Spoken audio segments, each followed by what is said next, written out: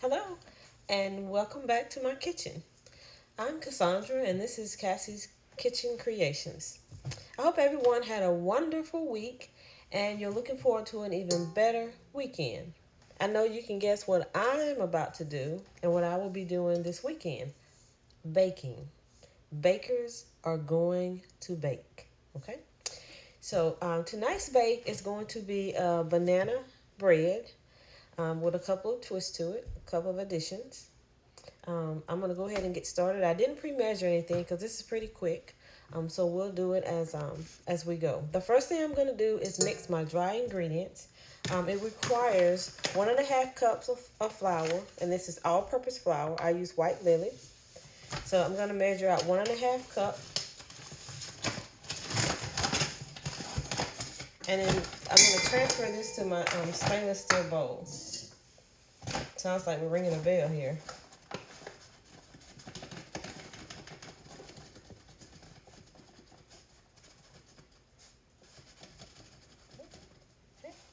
So this is going to be 1 cup.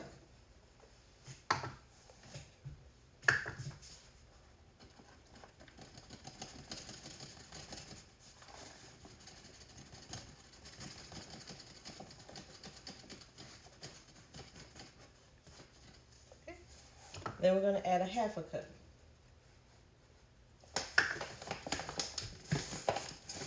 We're going to add all of the dry ingredients except the sugar, because with the sugar, once we add our bananas, we're going to add the sugar to that.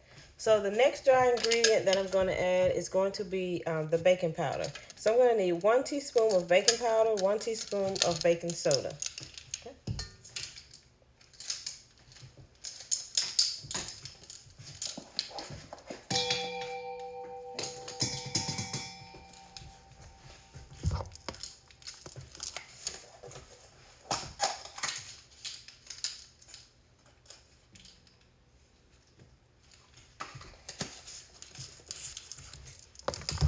Now I'm going to go ahead and add my spices in as well because they're considered dry as well. So here I'm going to need 1/2 teaspoon of ground cinnamon, and I use organic ground cinnamon. I'm just going to pop the top off here so I can get it quicker.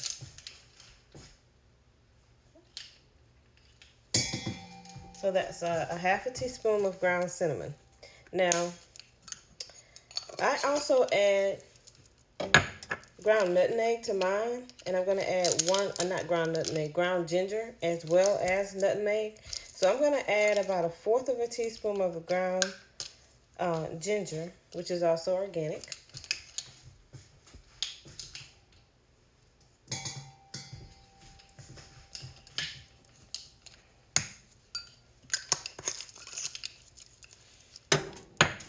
And then when it comes to the nutmeg, I'm not going to add 1/4 teaspoon, nor am I going to add a teaspoon or 1/2 teaspoon.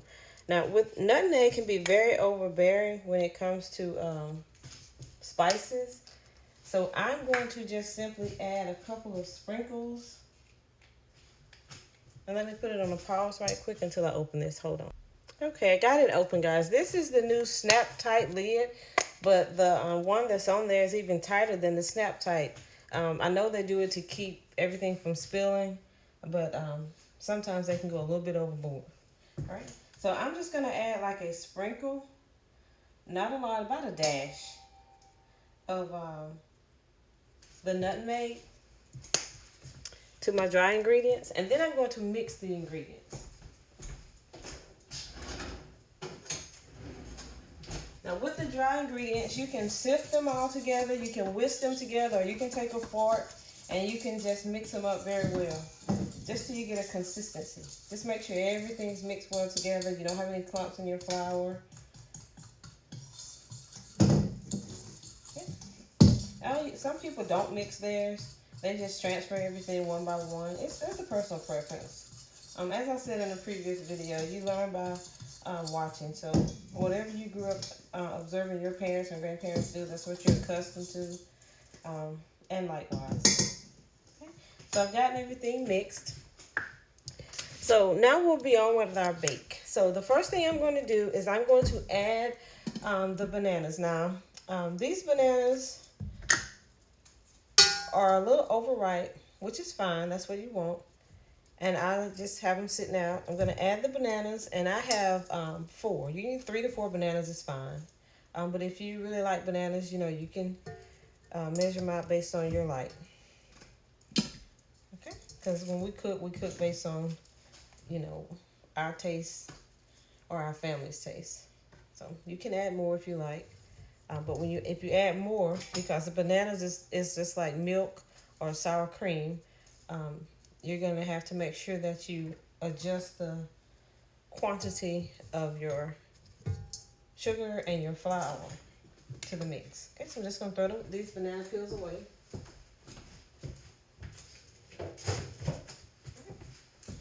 So I have the bananas in the blender, and I'm going to blend them just like a stir, just to get them all mashed up and incorporated together. Okay, and I'll place you on a brief pause so you really don't have to listen to the blender. Okay, I have my bananas well beaten. So now I'm going to add 1/3 cup of butter, and you want to, of course, melt the butter. So I allow it to come to room temperature, and then I melt it.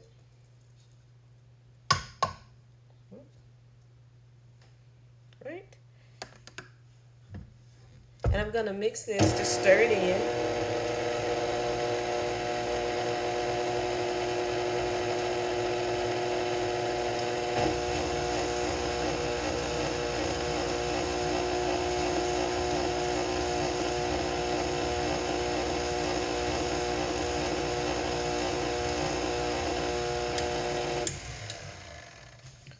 When I'm stirring, just to get everything incorporated, I usually do just on speed 1, and then I'll ramp it up to like speed 2, and in the final mix, I'll give it like a very, very good beat, and I'll put it on like speed 3. All right, so the next thing I want to do is add the sugar. So with the sugar, I need 3/4 cup, and this is white granulated sugar.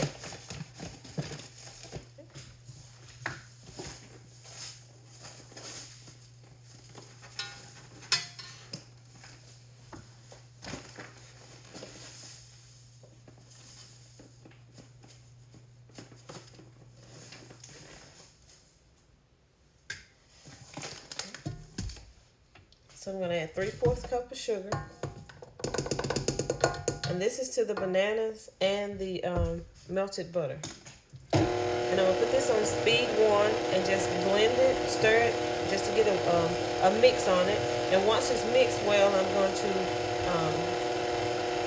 put the speed on 2 to get a very good mix with it.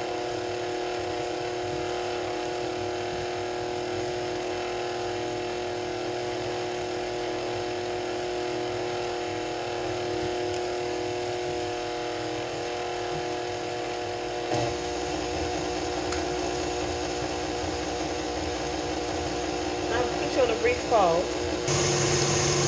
So now I'll turn the blender off. The next step is to add 1 large egg. Of course, this is not for me, it's for another customer, so I'm using Eggland's Best. These are the white shelled eggs. When I bake, I always ask customers what their preferences are, and I try to use the ingredients that they would use if they knew how to bake.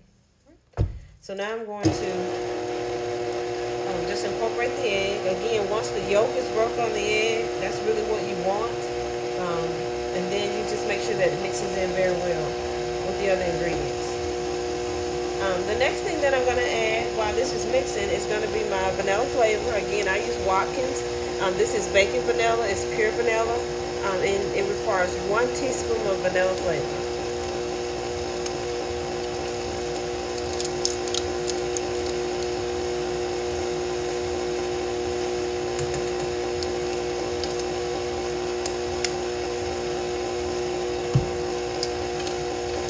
A lot of people say, oh, it doesn't matter, just throw it all in there, mix it all together.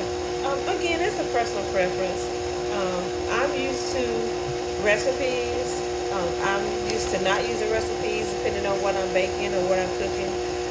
Things that I cook on a pretty regular basis, there's no need you do it so much. You can kind of eyeball it. Plus, I'm a chemist and I do so much measuring and teach students measurements and conversion factors until where I can just see it and I'm like spot on. So this is mixed pretty well. I'm going to adjust my speed slightly here because I'm getting ready to incorporate the dry ingredients in with the wet ingredients. And again, if you use more bananas, make sure you change the quantity of the dry ingredients that you use, because the bananas again are like adding milk or adding heavy whipping cream or adding sour cream to your recipes. Okay.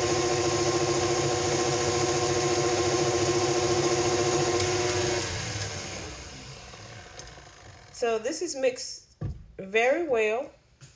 So now I'm going to incorporate my dry ingredients. And again, I do this like cup-wise. I don't pour everything into the blender. I'll add a cup. I'll stir it until it's mixed in, and then I'll add the remaining.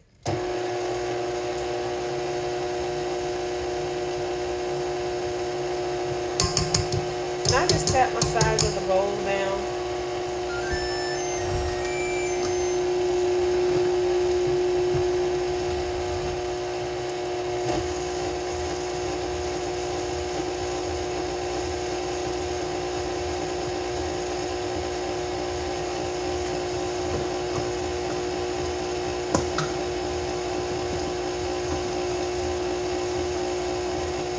Now I'll add another measurement of my dry ingredients.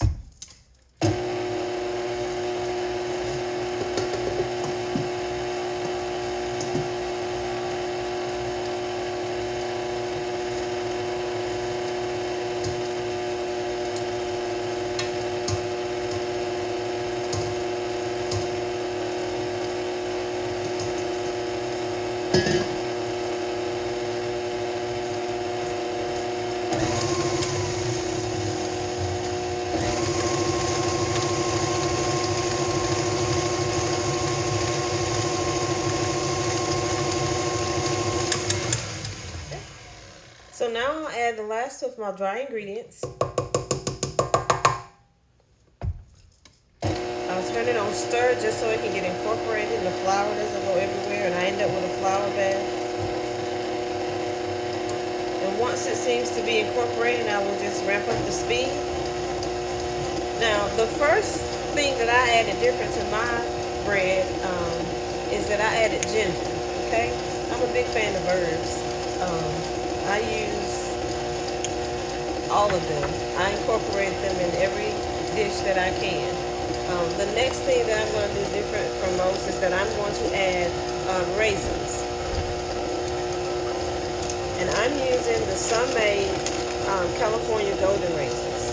And I'm going to add about 1/8 of a cup of raisins. You can add more if you so desire. Remember, when you're baking, you're creating, and it's strictly up to you and what you desire. So I'm going to add about 1/8 of a cup of the raisins.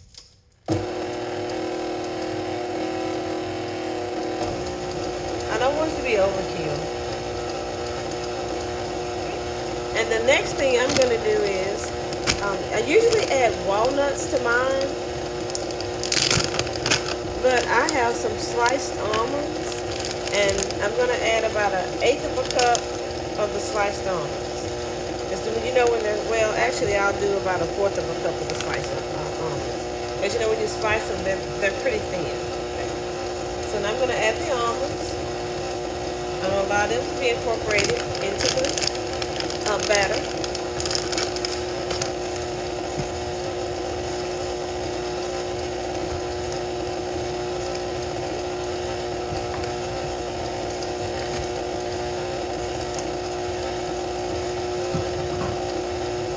So now I'm going to adjust the speed, and I'm going to put it on about 2, 2.5, 3.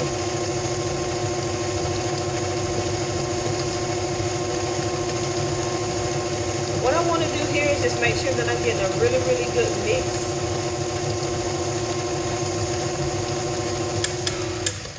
once I stir it and mix it well, I don't like to overbeat mine. I'm going to just scrape down the sides of the bowl, mixing pan, the mixing bowl here, and scrape the bottom. Make sure nothing is sticking and that everything is incorporated.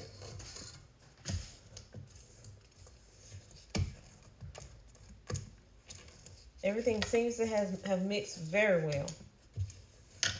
Right? Right. So now, with that being said, I'm going to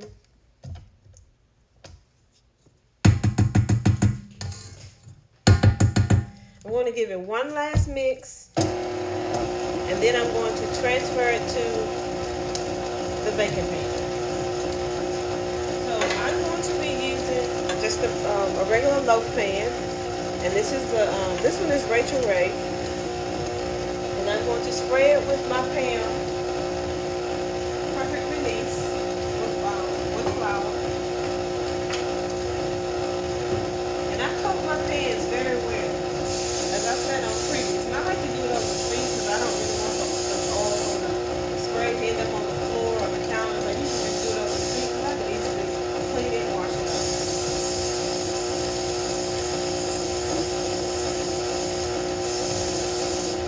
So I spray my baking pan very, very well, as you can see. And even though that's a non-stick pan, I spray it. And also, as you know from previous bakes, I told you that I add just a little bit of sugar to my pan, which is what I'm doing at the moment, getting some sugar out of the bag. This is just something that I learned. And I'm just going to sprinkle the sides and the bottom. Just a little bit of sugar. So now it's mixed very well, and it is ready to be transferred from my mixing bowl to my baking pan. Again, it's the loaf pan.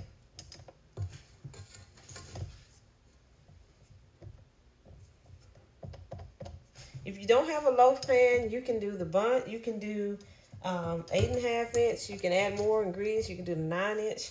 It just, whatever you have, that's what you use. It's nothing special. It's not written in stone that you have to use this and you have to use that. No need to run out and buy something. They're all baked the same, and the end result is that you're going to consume it, and it's still going to be delicious. Okay, so I release my mixing bowl, and I scrape down my sides, and then I just simply transfer it to the baking pan. Smells so good.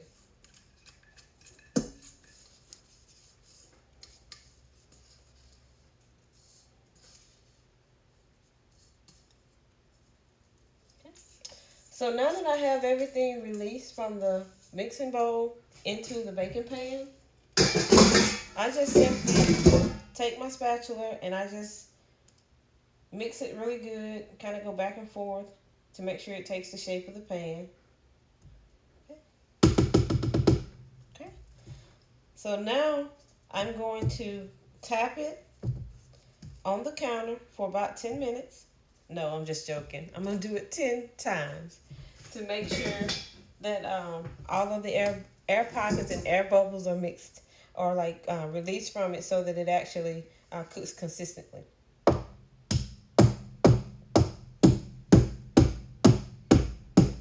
Okay. I mix it. I kind of move the pan around, shake it back and forth, front and back, left and right. And I pick it up, shake it really good, and I'll tap it again.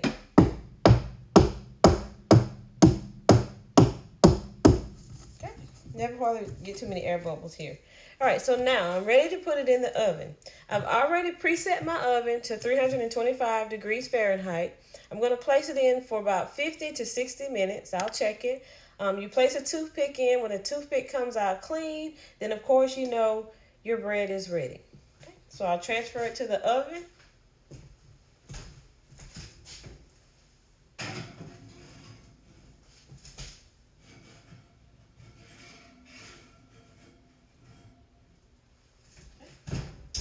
And I always move my pan around in the oven to make sure that it is level, it is flat, it is sitting flush, so that I don't have one side higher than the other one on the bake, that it is a consistent bake.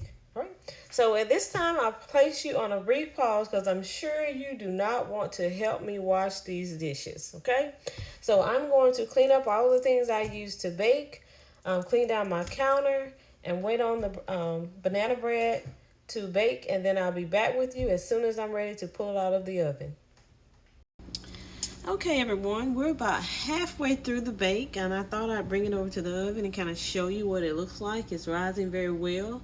It is cooking at a constant temperature, even distribution. As you can see, it is even across the top. It seems to be very level. Right? So we have roughly about 30 minutes left on the bake. I'll be back with you as soon as I'm ready to take it out of the oven. Okay, everyone, the banana bread is complete. I've just removed it from the oven. It's beautiful. Smells so wonderful in here. So I'm going to let it cool for about 10 minutes in the pan. Then I'll release it and the bake will be complete. For those who are new to baking and you're not sure when something is done, you can take a toothpick and you can just take it and stick the toothpick in the cake, pull it out. If it comes, or the bread or whatever you're baking, if it comes out clean, then your bake is complete. That's the end of it. It is actually done. And you make sure you poke the center part because that's usually the last part that is going to bake. Okay? So my toothpick is clean, so my bread is done. Again, I'm just going to sit it over on the rack and allow it to cool for about 10 minutes in the pan, and then I'm going to release it. I'll be right back with you. Okay, so the bread is done. It smells so wonderful in here. And I've already cut a slice, ready to taste test. I know it's going to be wonderful. All right, thanks guys for watching. If you like what you see, please click the thumbs up.